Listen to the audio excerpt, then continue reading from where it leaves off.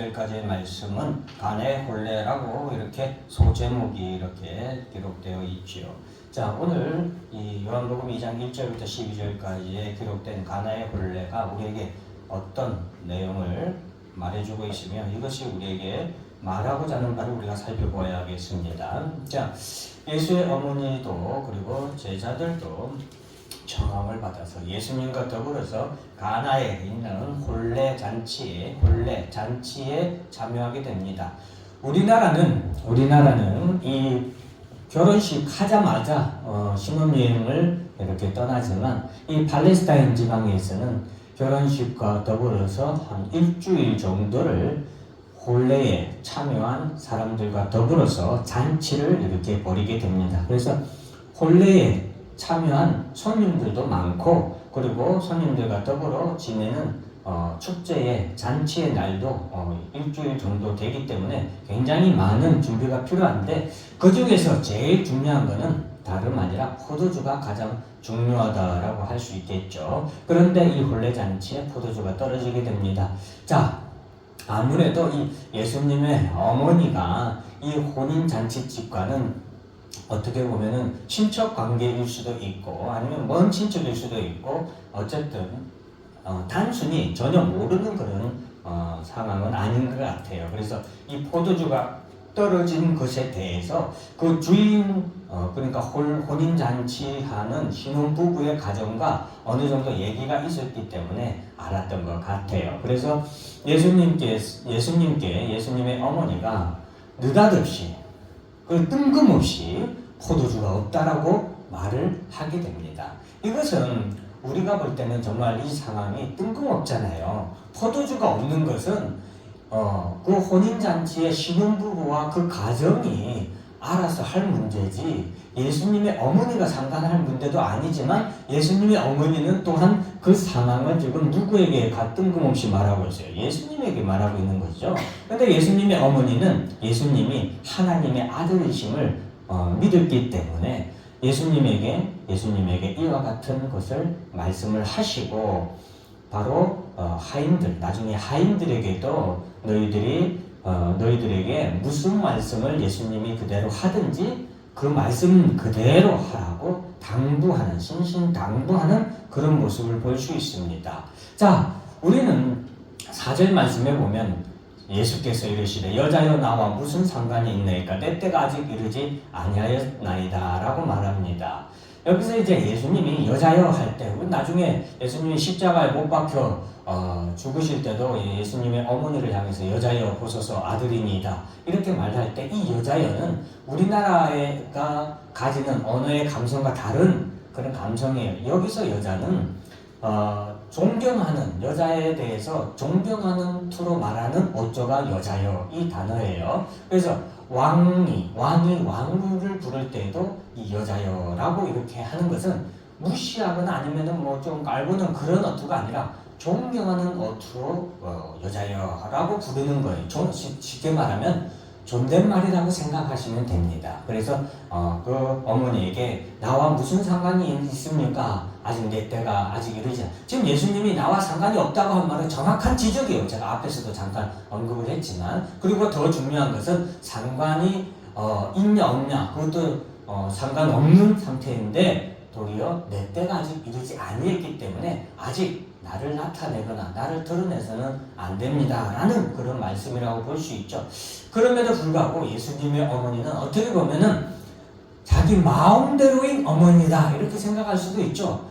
예수님과 상관도 없는 일을 예수님에게 말하고 마치 예수가 알아서 이 문제를 해결할 것처럼 뒤돌아서서 그냥 가려고 하는 거죠. 그런데 예수님께서 그런 어머니에게 어머니 지금 내 때가 아직 이르지 않았기 때문에 나와 상관없는 이 일에 지금 내가 나서거나 하면 안 되겠습니다. 이런 정중하게 이렇게 말할 때 이 어머니는 그래?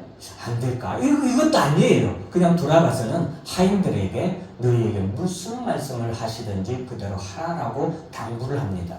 이것은 예수님의 어머니가 예수님이 어떤 분이라는 것을 어떻게 보면은 자기 뱃속으로 나가서 지금 30년을 같이 키우고 같이 지낸 어머니거든요. 그러니까 가장 잘 아는 그런 지금 이 예수님의 등장하시는 이때까지만 해도 예수님을 가장 잘 아는 사람은 그 어머니라고 할 수 있겠죠. 그래서 그 어머니는 예수님뿐만 아니라 하나님이 또한 어떤 분이신지 아시는 분이기 때문에 하나님은 우리가 기도하고 우리가 간구할 때 결코 외면하지 아니하시고 우리의 기도를 들으시고 응답해 주시는 하나님이라는 것을 믿었기 때문에 그 하나님과 같은 분이 예수님이잖아요. 그 예수님이기 때문에 마리아의 어머니도 예수님의 어머니 마리아도 바로 이와 같은 믿음으로 예수님께 부탁을 하고 그리고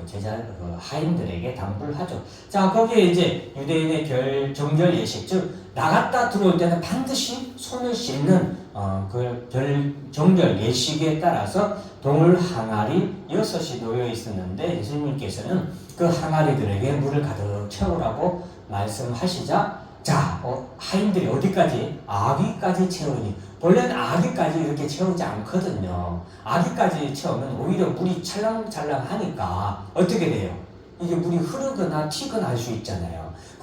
그런데 하인들은 예수님의 말씀대로 오히려 충분히 넉넉하게 그러니까 온전히 그 말씀을 순종했다는 것을 아기까지 채우니 이 말은 온전히 그 말씀대로 순종하니 이렇게 우리가 바꿔서 말할 수 있겠죠. 자, 그리고서는 예수님께서 이제 떠서 연회장에 갖다 줘라 라고 말을 하십니다. 그러자 하인들은 지체하지 않냐고 지금 그건 말도 안 되는 상황이잖아요. 정말 이거는 성경 말씀에 기록된 내용이고 이렇게 기록되었더니 연회장이 와 맛있다 이런 내용을 다 봤으니까 망정이지. 정말로 그 손 씻는 항아리에다가 깨끗하지도 않은 그 항아리에다가 물을 갖다 부어라 하는 거 갖다가 연회장에게 떠다 주라고 할 때는 이거는 정말 이거는 뭐라고 해야 될까요? 말도 안 되는 상황이고 있을 수 없는 일이잖아요. 이거는 말도 안 되는 명령을 하는 말도 안 되는 말씀을 하는 예수님께 아니 이게 지금 무슨 말이냐고 따질 수 있는 상황이지만 그럼에도 불구하고 하인들은 그대로 물을 연회장에게 갖다 주고 연회장은 그 물로 된 포도주를 어떻게 보면 물이라고 할 수 있는데 그 물이 연회장이 마실 때 변화가 됐는지 아니면 그 뜰 때 포도주로 변화가 됐는지 이미 변화가 됐는지 우리는 알지 못한다. 그 시점은 알지 못해요. 근데 연회장은 그 물로 된 포도주를 맛보고서 너무 맛있는 포도주를 두었다. 보통은 이제 사람들이 잔치를 하루만 하는 게 아니라 일주일 동안 하잖아요. 일주일 동안 하기 때문에 보통은 처음에는 좋은 포도주로 사람들 기분을 이렇게 했다가 사람들이 어느 정도 술에 의해서 취했을 때 술이 취하면 이제 조금 싼 포도주를 내오는 그런 관습이 이때 있었던 것 같습니다. 그래서 보통은 그러는데 당신 어떻게 좋은 포도주를 지금까지 이렇게 계속 우리에게 공급해 주느냐라고 칭찬을 하게 되죠.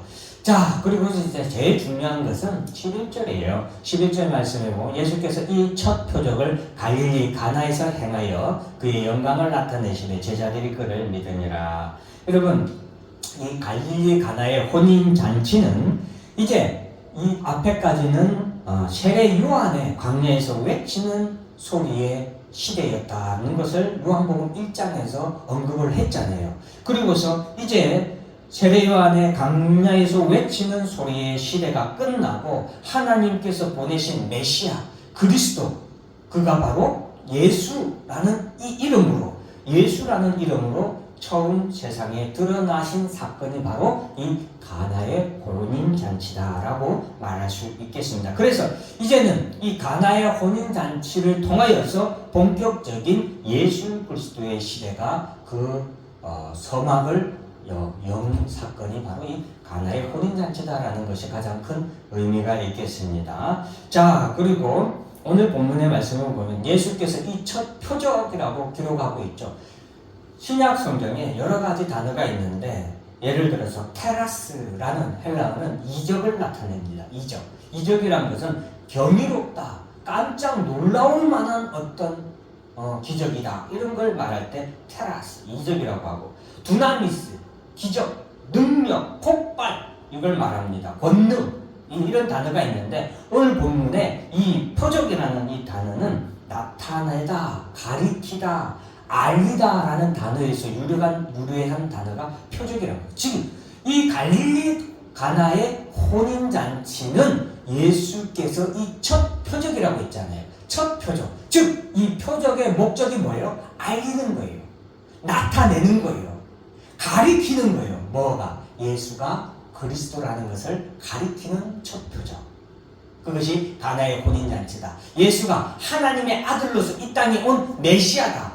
그 이름이 예수다라는 것을 알려주는 첫 표적. 그것이 가나의 혼인잔치에서 물을 변화시켜서 포도주로 변화시킨 예수님의 능력이 나타난 거예요. 그것이 바로 이 가나의 첫 혼인잔치의 첫 목적이고 가장 중요한 포인트라고 할 수 있겠죠. 자, 이것을 행했다. 그리고 그 행함으로 나타난 결과예요. 첫 번째, 그의 영광을 나타내시면, 그의 영광, 그의 영광은 예수의 영광이에요. 예수의 영광. 예수의 어떤 영광이에요? 예수의 성자 하나님으로서의 영광을 나타낸 거예요. 인간이 지금까지는 어떻게 보면 인간으로서의 30년의 삶을 살아온 예수지만, 이제 가나의 혼인잔치를 통하여서 이 30년 동안 인간으로서 완전한 성육신한 예수로서의 인간의 모습으로 살아온 예수였다면, 이 가나의 혼인잔치를 통하여서 30세 이때부터는 예수의 성자 하나님으로서의 영광, 권능을 나타내시는 그런 예수의 영광을 나타냈다. 그리고 제자들이 그를 믿었다. 이 예수의 영광을 나타내므로 예수님은 제자들과 그리고 그를 따르는 자들에게 믿음을 주시기 위해서 또한 이 표적을 일으켰다라는 것을 꼭 기억하시길 바랍니다. 그래서 오늘 제일 중요한 단어는 이 첫 표적을 갈릴리 가나에서 행하였고 그의 영광을 나타내셨고 제자들이 이를 믿었다. 그래서 가나의 혼인잔치, 이렇게 예수님의 본격적인 사역이 시작되는 첫 서막이 열렸고, 그 서막은 예수의 신적인 능력, 그러니까 예수가 성자 하나님이신 예수님의 능력을 나타내므로 이 본격적인 예수님의 공생의 시작을 알리는 사건이 가나의 혼인잔치였다라는 것을 우리가 알 수 있겠습니다. 여기서 우리가 이제 얻을 수 있는 교훈은, 예수님의 이 영광을 나타내는, 표적을 나타내는 과정을 통해서 보면은 예수 그리스도의 영광을 어떤 식으로 나타냈냐. 바로 첫 번째는 예수님이 하인들에게 어떻게 했어요? 말씀을 줬죠. 항아리에 물을 채우라라고 말씀을 주셨고, 그 말씀에 대해서 믿고 그리고 순종하고 그대로 행한 자들에게 예수님은 바로 이러한 표적을 나타내는 그런 사건을 통해서 우리가 하나님의 말씀, 예수님의 말씀을 듣고 믿고 순종할 때에 우리를 통하여 예수 그리스도의 영광이 나타나게 된다는 사실을 기억하시고 우리가 이런 신앙생활을 하며 살아야 되도록 하겠습니다. 기도하겠습니다. 하나님